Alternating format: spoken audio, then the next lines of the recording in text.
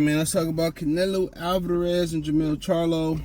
I wonder if people believing that all the rumors that Canelo Alvarez is slipping, and y'all believe that Charlo got a chance because Canelo Alvarez is actually slipping. You hear the sparring rumors.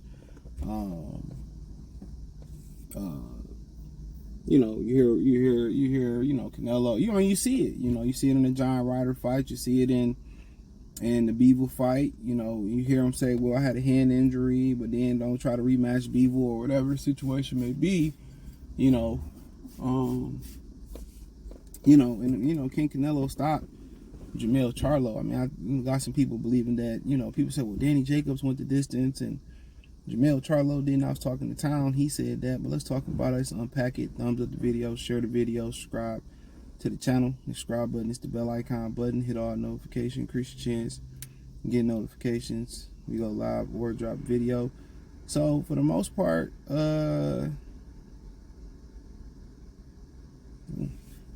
excuse me. Anytime you got a decline in boxing and you feel like usually you don't see a gradual decline. Usually you don't see it. I mean, think about it with Antonio Margarito. He just fell off a cliff, and obviously that might not be the best. Okay, this was Shane Mosley. What another parallel there, right? Like Shane Mosley hit Floyd Mayweather with two really good shots. Bing, pow, the garlic parm, pop, pop. And after he hit Floyd with them two shots and he didn't knock Floyd out of there, that was the rest of his prime. Shane got real old after that. So usually when you see people decline in boxing, some people try to say maybe it was an off night, but a lot of times when you see a fighter 30s and they go from here like that, I can't even think of one that was a bad performance for a minute. Like, all right, he went down there, but then he rose back up and he looked good and had a great career after that. Somebody that's in their 30s, 32, 33 and up. I mean, maybe Bernard Hopkins is the only one, but the Jermaine Taylor fights they was close losses. He was able to come back, jump up 2 weight classes, beat Antonio Tarver. I think he went on somewhere in there, beat Kelly Pavlik, got a catch weight of 170 or some shit like that. So, I mean, you don't really see it. Like, I mean, I'm pretty sure blood boxing historians, somebody can think of one. Boxing beats around, somebody can think of one. But off the top of my brain, you really don't see. Yeah, you seen a revival where Hector Camacho beat old ass Sugar Ray Leonard because they was trying to shut up Ray Leonard for the original Golden Boy Ray Leonard versus the up and coming Golden Boy Tom Oscar De La Hoya, and Hector Camacho stopped all that shit. So you really don't see it. So usually you don't see gradual declines. You really don't. Like I mean, and if it was a gradual decline, a lot of times the majority of the public have to go back and see the gradual decline. They have to see it. Oh, damn, this is what we missed. Damn, we missed that. A lot of times when a fighter decline, it's just like, bam. Like Shane, he could be in the middle of a fight. Bam, he just declined. So, that's the crazy thing about it.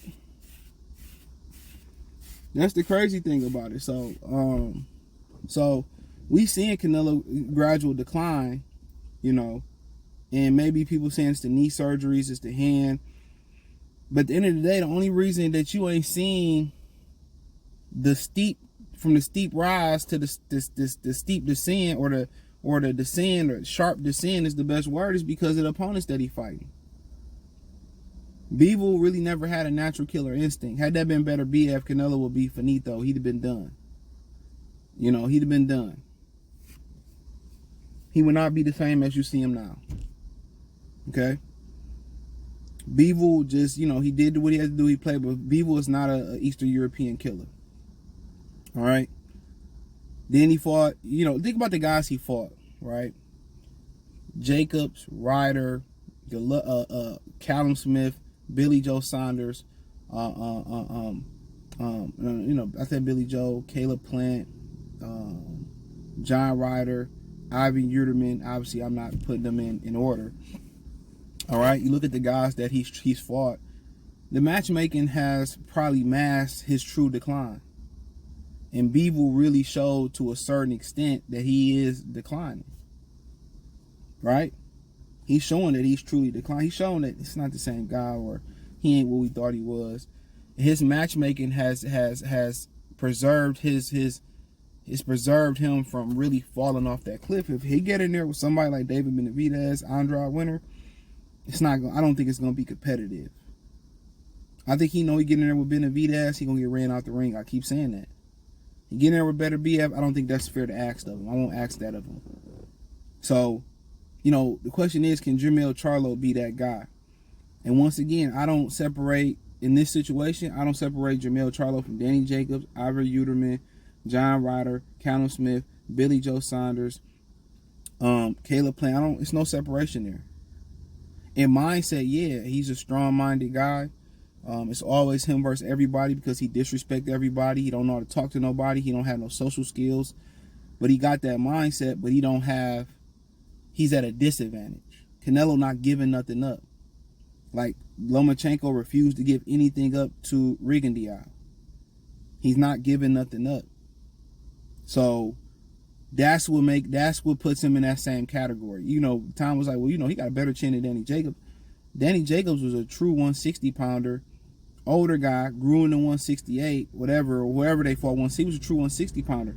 You got a 154 pound guy who's bigger, coming up to 154, and that's the difference. Yes, his mindset, his aggression, his skill set is better than everybody I name. His chin is historically better than everybody I name. But when you go up, what are you going up 14 pounds? It's a different ball game. This is why Canelo is open to taking this fight, because Jermell Charlo is really not a threat in his mind. He's not going to expose Canelo not being the same fighter that he was. If it's Canelo getting bored, is it Canelo tired of boxing? Is it Canelo drinking and abusing his body? All those was reasons that sparring partner gave that he may not be the same fighter anymore. Okay? It's all excuses that the sparring partner gave. So at the same time, I think his selective opponent selection has preserved him a little bit longer. Now, can it be one of them nights where Canelo just fall off a cliff and Jermell just look like Superman? Absolutely. But you never truly anticipate those moments. Some people can guess them and see them coming, but you never truly anticipate. When somebody fighter fall off the cliff, a prize fighter is it's when you least expect it. It's when you least expect it. Now, some of these dudes that came back and had great hurrahs. I mean, Eric Morales had two really good hurrahs at the end of his career, even though he came up short in both of them, versus Marcos Maidana, which was one of the best fights I've seen of all time. It was a great fight. And he had a hurrah versus Danny Garcia, which some people thought he beat Danny Garcia for that 140-pound, I think it was WBC title in Houston. Shout out to H-Time. But he came up short. So, people thought Manny Pacquiao, I guess, got knocked out and came back and beat Keith Thurman. But once again, Keith Thurman, similar to Jermell Charlo, is compromised. Been off for over a year and a half. Keith was off for almost a year. Came back, looked shaky versus Sosito Lopez. So their opponent selection allowed for them to look better than they actually were. They doing meticulous jury selection out here. So can Canelo fall off a cliff? Yeah. Is Jermell Charlo gonna need to push a little budget a little bit? Put some WD-40 on the screw and budget? Absolutely. But you just never know when you take punches for a living, when you run miles for a living, when you're doing push-ups, sit-ups, you training, you're mentally exhausted, you ain't took no break, you got wife, you got the kids, you got wife nagging you at home, all that play a part. I remember Jay Cutler, not the bodybuilder, but the quarterback. He used to play for the Bears out of Vanderbilt, played around the league for a minute. His wife basically divorced him because he wanted to sit down, enjoy the fruits of his labor on his farm. And said, well, he just, he needs to go do something. He called NFL games for a minute, and she just didn't want him to be peaceful and happy at the house. So they got a divorce. Sometimes you just need to. Sometimes dudes really just want peace. And sometimes you just want to relax without no bullshit, without a kid asks you for something, without a baby mama or wife asks you to do something. Sometimes you just need an extended version of being a free spirit. And like I said in my other video about Canelo the other day, about what the sparring partner said, the best thing for Canelo to do is say, you know what, I'm going to take 3 months off from the sport. I'm going to take 3 months off from life. Don't ask me for shit. I'm going to leave all this money. I'm going to go get a farm. I don't want to be asked for shit. I don't want to hear from y'all. I'm just going to relax, find myself, see what I want to do. After that 3 months, he come back into the real world, integrate with his family, make a decision. Okay, I still ain't decided if I miss boxing yet. Take another 3 months off. And that 6 month mark, he feel like I ain't ready to do boxing again. Take another 6 months off, and then you come to determination. I don't want to do this shit no more. Or I got the itch to do it again. He just need a break. But, you know, could a rapid decline be coming here where Charlo could take advantage? Absolutely. He did all this fluctuating in weight, all these knee surgeries and hand issues and stuff. Yeah, it could happen.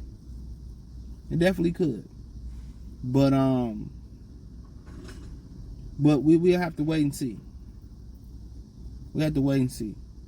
But I wouldn't bank on it, but it's a real possibility. So let me know what you girls and guys think. Thumbs up the video, share the video, subscribe to the channel. Next subscribe button is the bell icon button. Hit all notifications, increase your chance, get notifications. We go live or drop video. Financially want to support the channel. Cash App, $CJ Good 313. Venmo CJ Good 313. PayPal link in the description. Hit the link tree. Find me on Twitter, Instagram, Spotify, Anchor, Cash App, Venmo, PayPal, Apple Podcast, Google Podcast, the whole nine. Appreciate the love and support. Peace.